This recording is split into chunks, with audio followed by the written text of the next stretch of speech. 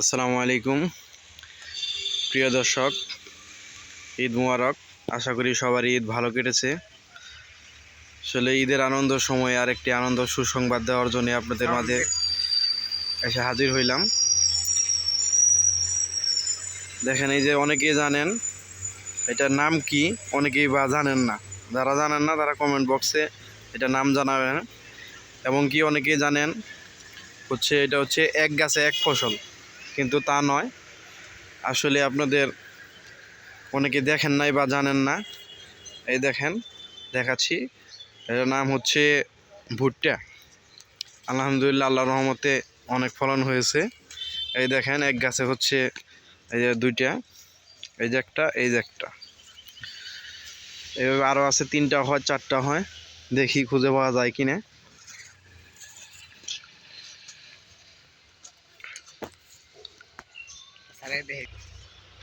এই দেখেন, এই যে এক গাছে হচ্ছে দুইটা, এই যে এক গাছে দুইটা। এই দেখেন, আগা কেটে দেওয়া হচ্ছে। কারণ হচ্ছে এখন আগা কেটে না দিলে রোদ্রি পাবে না। রোদ্রি না পেলে ভুট্টাগুলা পাকবে না, এটা রস থাকবে। এই দেখেন, পাশের একটি ক্ষেত দেখাই, এই যে কাটা হচ্ছে। দেখেন, এই যে আগাগুলা এখনো কাটা হয় নাই, কাটা হবে 2-1 দিনের ভিতরেই।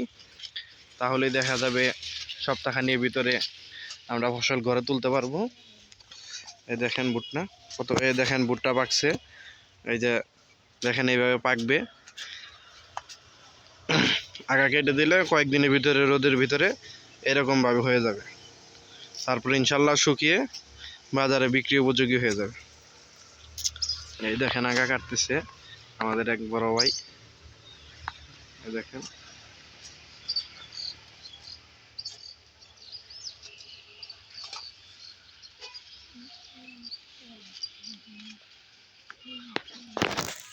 এই দেখেন,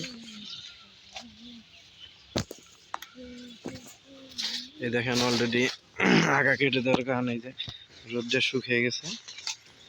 এই যে পাকা ধরছে, এইভাবে পাকবে, তারপরে শুকিয়ে